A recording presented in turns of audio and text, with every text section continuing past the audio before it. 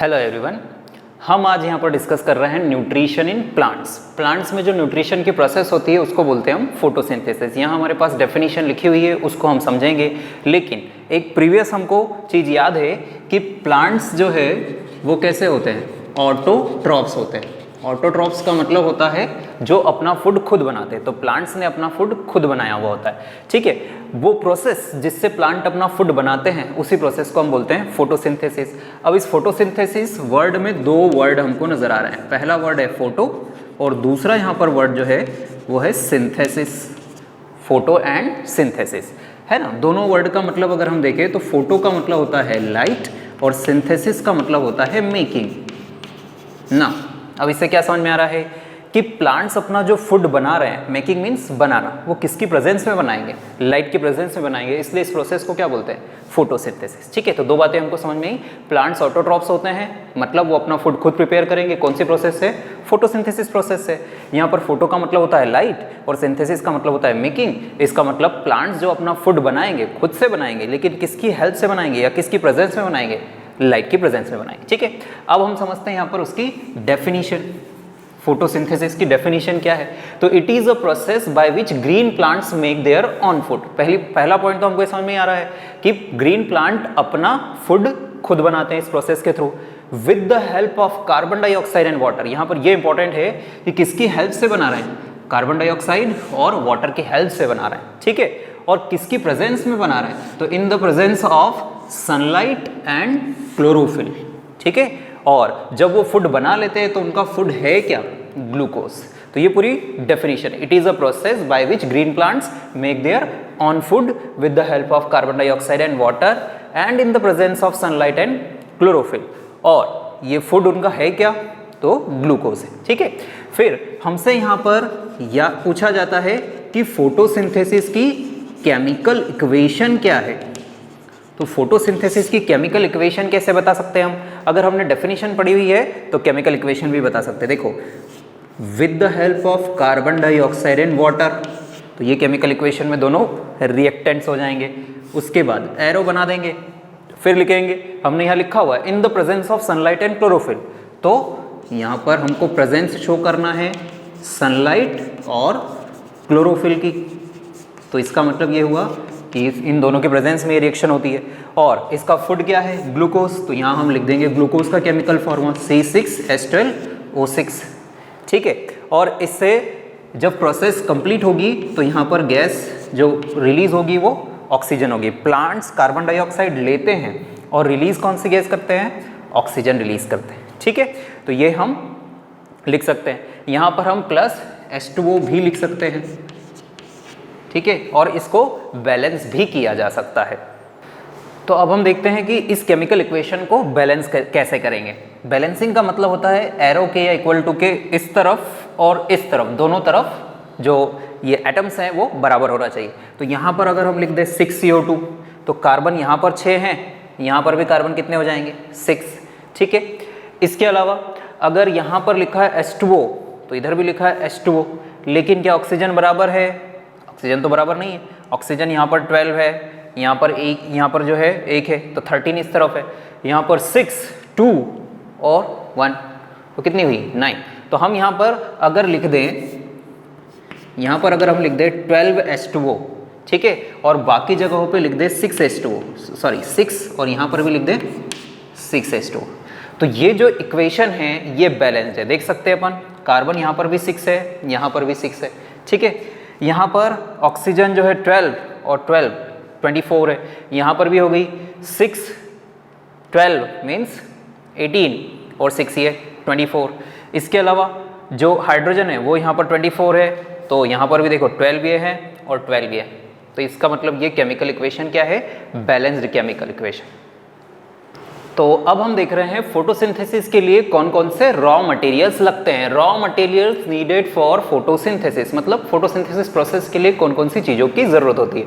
तो जो chemical equation या डेफिनेशन में हमने चीज़ें लिखी है वही सब रॉ मटेरियल्स होता है। जैसे कार्बन डाइऑक्साइड फोटोसिंथेसिस का एक रॉ मटेरियल है, बिना कार्बन डाइऑक्साइड के फोटोसिंथेसिस प्रोसेस नहीं हो सकती। इसके अलावा वाटर एक रॉ मटेरियल है, ठीक है।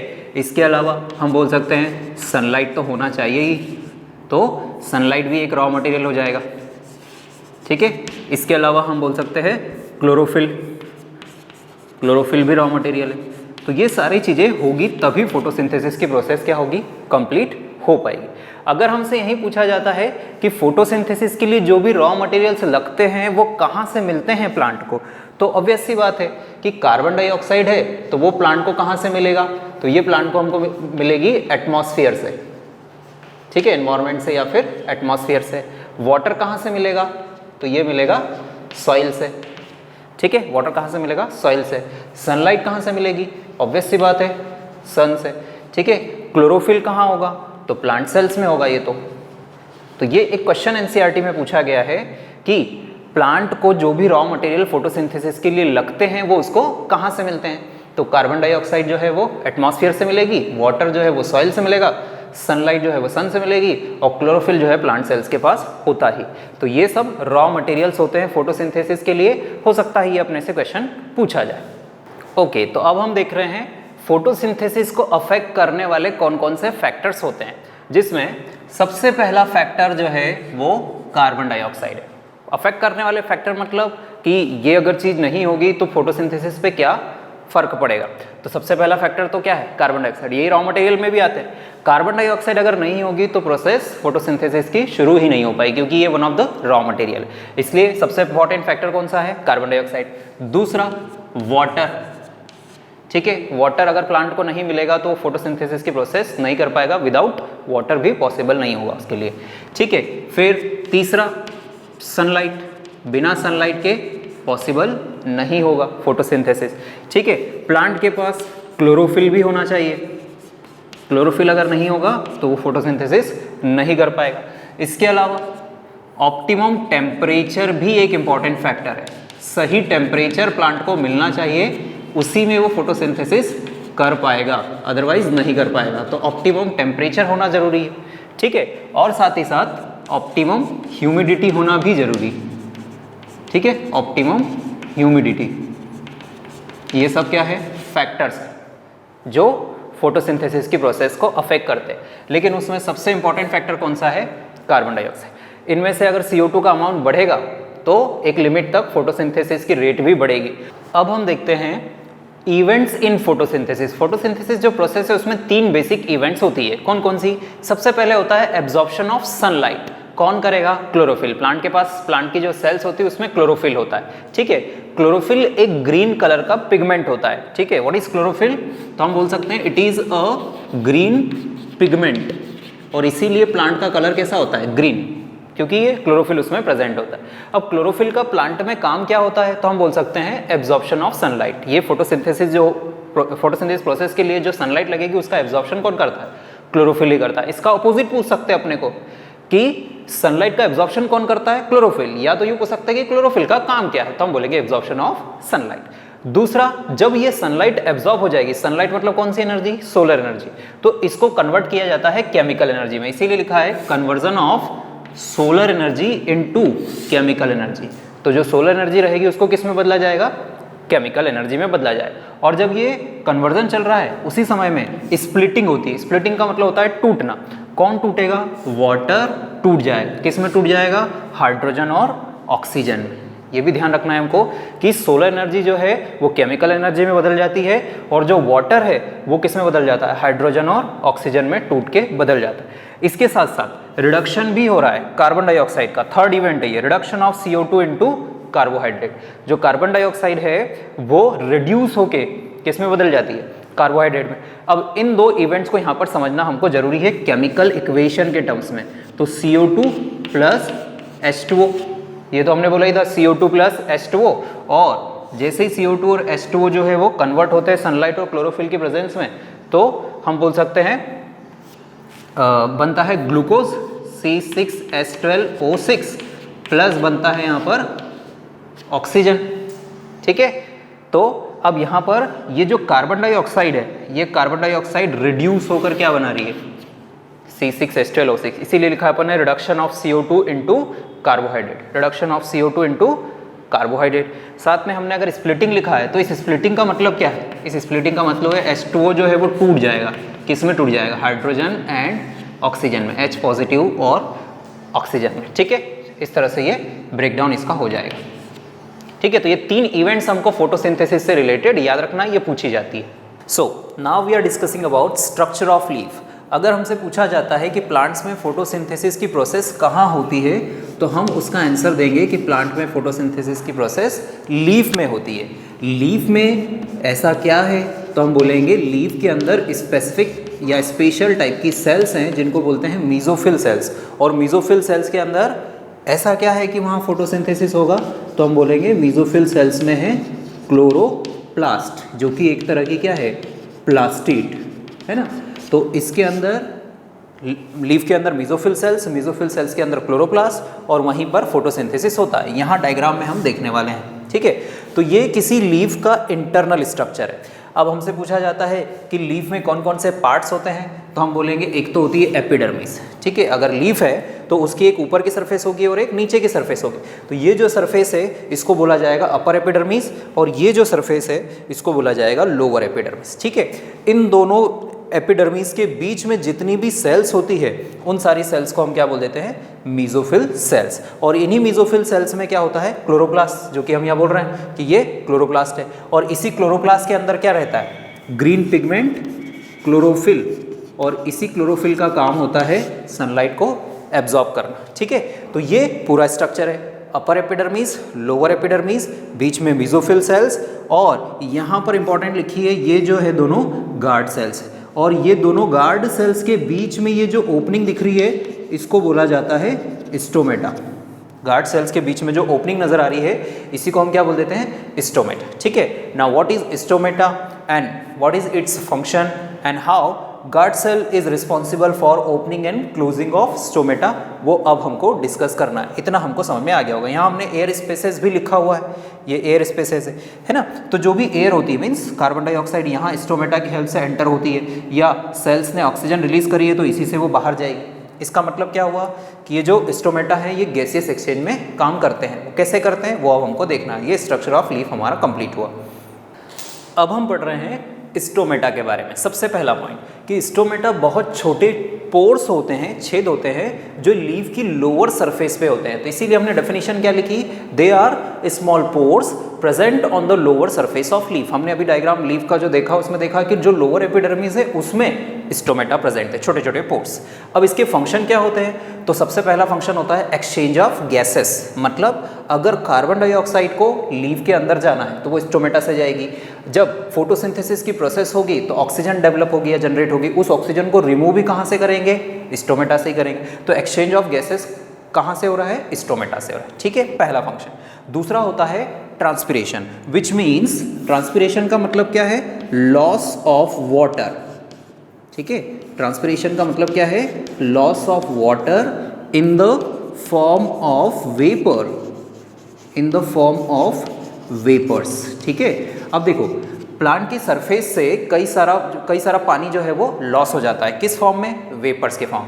कैसे लॉस हो जाएगा, तो प्लांट को जो भी वाटर होता है वो सनलाइट की प्रेजेंस में धीरे धीरे क्या होता है, इवोपरेट होता है। ठीक है, तो वो वाटर का जो इवोपरेशन होता है और वो वेपर के फॉर्म में जब स्टोमेटा से निकलता है तो उसी को बोलते हैं ट्रांसपिरेशन। तो ट्रांसपिरेशन को डिफाइन कैसे करेंगे हम, it is the loss of water in the form of vapours through stomata. अब ये भी ट्रांसपिरेशन भी किसका फंक्शन है, स्टोमेटा का फंक्शन है। अब स्टोमेटा के हम स्ट्रक्चर पे आते हैं। ठीक है, डेफिनेशन हो गई, फंक्शन समझ में आ गया। अब उसके स्ट्रक्चर पे आते हैं। तो यहाँ पर देख रहे हैं ये दोनों सेल्स जो हैं वो कहलाती है गार्ड सेल्स, है ना। इन दोनों सेल्स का, ये वाली भी गार्ड सेल है और ये वाली भी गार्ड सेल है। ठीक है, और इन दोनों सेल्स का शेप कैसा है, बीन शेप, है ना, बीन के जैसी है। अब देखो ये वाली जो सेल और ये वाली जो सेल है, इनके बीच में जो स्पेस बच रहा है, इसी स्पेस को क्या बोलते हैं, स्टोमेटा या फिर स्टोमेटल पोर। ठीक है ना, इन दोनों के बीच का जो स्पेस है उसी को स्टोमेटा या स्टोमेटल पोर बोलेंगे। और ये बाहर ये जो सेल्स दिख रही है इनको बोला जाता है सब्सिडियरी सेल्स। ठीक है, अभी अपने काम की गार्ड सेल्स और स्टोमेटल पोर, ये दोनों चीजें। नाउ स्टोमेटा कैसे ओपन होता है और स्टोमेटा कैसे क्लोज होता है ये भी हम समझ लेते हैं। Now suppose water is entering into guard cells. Water कहाँ जा रहा है, गार्ड सेल के अंदर जा रहा है। जब भी गार्ड सेल के अंदर वाटर जाएगा, ठीक है, तो गार्ड सेल्स क्या हो जाएगी, स्वेल हो जाएगी। जैसे ही गार्ड सेल्स के अंदर पानी जाएगा तो फूल जाएगी या स्वेल हो जाएगी, और गार्ड सेल के स्वेल हो जाने से जो है स्टोमेटा क्या हो जाएगा, ये जो अपन ने बनाया हुआ ये कैसा स्टोमेटा है, दिस इज ओपन स्टोमेटा।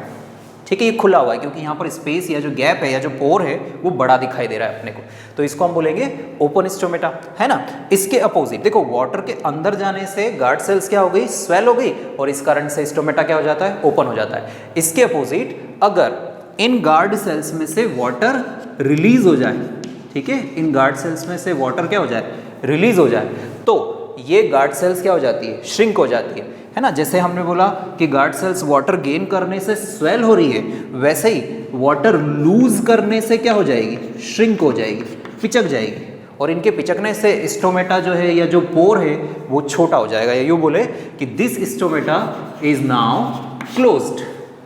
ठीक है, तो स्टोमेटा ओपन कैसे होता है, वाटर के गार्ड सेल में एंटर होने से वो स्वेल होगी और इस कारण से स्टोमेटा ओपन हो जाएगा।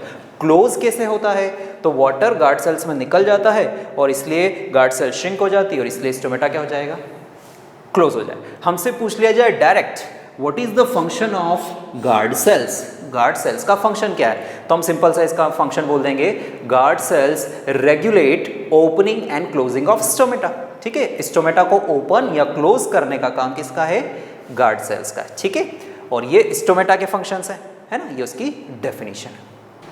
तो अब हम यहाँ पर पढ़ रहे हैं nutrition in human beings. Human beings में किस तरह का न्यूट्रिशन होता है।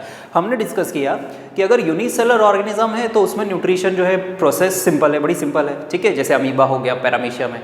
फिर हम आते हैं प्लांट पे, तो हमने प्लांट में फोटोसिंथेसिस डिस्कस किया।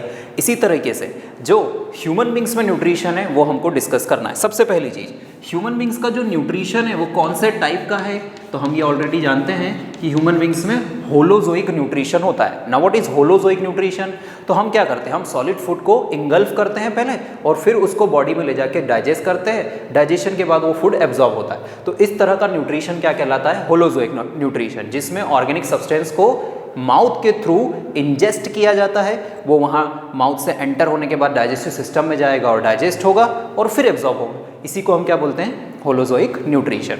ना there are several steps of nutrition in human beings. वो कौन कौन से स्टेप्स है वो हमको यहाँ डिस्कस करना चाहिए। तो सबसे पहली स्टेप जो होती है वो है ingestion. Nutrition in human being की सबसे पहली स्टेप क्या है, इंजेशन। इसका मतलब नाम से ही लग रहा है, इन मतलब अंदर। ठीक है, तो जब फूड को इंगल्फ किया जा रहा है माउथ के थ्रू, उसको हम क्या बोलेंगे, ingestion. Intake of food is known as ingestion. पहले तो फूड क्या होगा, अंदर जाएगा बॉडी में, तो उसको हम बोलेंगे इंजेशन। सेकेंड स्टेप, जब वो फूड अंदर जाएगा तब उसका ब्रेकडाउन होगा, और फूड का ब्रेकडाउन होना ही क्या कहलाता है, डाइजेशन। जो भी फूड पार्टिकल्स है उसका ब्रेकडाउन होना क्या कहलाएगा, डाइजेशन कहलाएगा। ठीक है, फिर थर्ड, जब फूड जो है सिंपलर पार्टिकल्स में टूट जाएगा तब थर्ड स्टेप चालू होती है, जिसको बोलते हैं एब्जॉर्प्शन। थर्ड स्टेप चालू होगी, उसको बोला जाएगा एब्जॉर्प्शन। ठीक है ना, एब्जॉर्प्शन मतलब देखो डाइजेशन में तो क्या हो रहा है, जो भी कॉम्प्लेक्स फूड रहेगा वो सिंपलर पार्टिकल्स में टूट जाएगा, है ना, क्योंकि इसका तो मतलब ही होता है ब्रेकडाउन। अब जब वो सिमिलर पार्टिकल्स में टूट गया तो बॉडी उसको आसानी से क्या कर पाएगी, डाइजेस्टिव सिस्टम जो है उसको आसानी से क्या कर पाएगा, एब्जॉर्ब कर पाएगा। इसलिए थर्ड स्टेप का नाम क्या होता है, एब्जॉर्प्शन। तो अलग अलग सेल्स में ये जो फूड है एब्जॉर्ब होने के बाद डिलीवर कर दिया जाता है, तो ये एब्जॉर्प्शन हो गया। फिर एब्जॉर्प्शन के बाद जो नेक्स्ट स्टेप आती है उसको बोला जाता है assimilation. Next step is assimilation.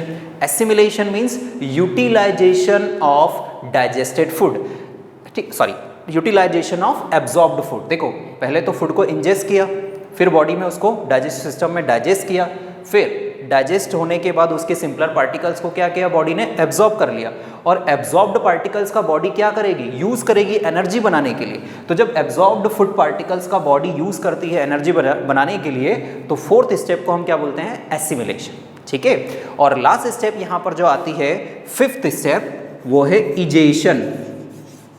Fifth step is egestion, which means देखो जब भी ये डाइजेशन चल रहा है तो जरूरी नहीं है कि सारा का सारा फूड एब्जॉर्ब हो जाए। कुछ फूड उसमें से ऐसा भी रहेगा जो वेस्ट सब्सटेंस रहेगा, तो उसको बॉडी क्या करती है, रिमूव करती है। तो removal of waste substances is known as egestion. तो अगर न्यूट्रिशन इन ह्यूमन बींग्स या किसी और ऑर्गेनिज्म में भी हम न्यूट्रिशन देखें तो बेसिकली यही 5 स्टेप्स होती है, किसी और एनिमल में भी देखें तो, ठीक है। तो न्यूट्रिशन इन ह्यूमन बींग्स की ये 5 स्टेप्स हो गई। अब हम समझते हैं कि ह्यूमन बींग्स में जो न्यूट्रिशन होता है उसके लिए कौन सा सिस्टम रेस्पॉन्सिबल है। तो हम बोल सकते हैं ह्यूमन बींग्स में जो न्यूट्रिशन हो रहा है वो कौन से सिस्टम के थ्रू हो रहा है, या डाइजेशन जो हो रहा है वो कौन से सिस्टम के थ्रू हो रहा है, तो हम बोलेंगे डाइजेस्टिव सिस्टम, ठीक है। अब डाइजेस्टिव सिस्टम जो है ह्यूमन बींग्स का वो 2 पार्ट्स में डिवाइड कर दिया जाता है। उसको आसानी से समझने के लिए हम 2 पार्ट्स में इसको पढ़ते हैं। सबसे पहला पार्ट इसमें जो आता है वो है एलिमेंट्री कैनल। पहला पार्ट क्या है, एलिमेंट्री कैनल, ठीक है। This is also known as gut. Alimentary canal is also known as gut. It is also known as gastrointestinal tract. Gastro intestinal track, TRACT, ये स्पेलिंग TRACT है, TRACK नहीं है। तो एलिमेंट्री कैनाल या गट या gastrointestinal tract जो है ये डाइजेस्टिव सिस्टम का फर्स्ट पार्ट होता है, और इसी का सेकेंड पार्ट होता है digestive glands. Digestive glands, okay. तो ह्यूमन बींग्स का डाइजेस्टिव सिस्टम 2 पार्ट्स में डिवाइडेड है, एलिमेंट्री कैनाल या गट और दूसरा डाइजेस्टिव ग्लैंड्स। अब इन पार्ट्स में भी कुछ सब पार्ट्स आते हैं, वो हम समझते हैं। अब हम समझ रहे हैं यहाँ पर ह्यूमन डाइजेस्टिव सिस्टम के जो दोनों पार्ट्स होते हैं, एलिमेंट्री कैनाल और डाइजेस्टिव ग्लैंड्स, उनके कौन कौन से सब पार्ट्स होते हैं और वो डाइजेस्टिव सिस्टम में कहाँ कहाँ पर है। सबसे पहले एलिमेंट्री कैनाल जो है वो स्टार्ट होती है माउथ से। Alimentary canal starts with mouth. तो this is the opening which is known as mouth. हम दोनों चीज़ें करते चलेंगे, यहाँ पर पार्ट्स के नाम भी होते जाएंगे और हम यहाँ डायग्राम में लेबल भी करते चलेंगे, ठीक है। तो सबसे पहला हो गया mouth. Then mouth opens in a cavity known as buccal cavity. तो this cavity is known as buccal cavity, या इसी को बोल देते हैं ओरल कैविटी। तो बकल कैविटी या ओरल कैविटी ये सेकेंड पार्ट है, ठीक है। फिर आता है ये पाइप जिसको हम बोलते हैं ईसोफेगस।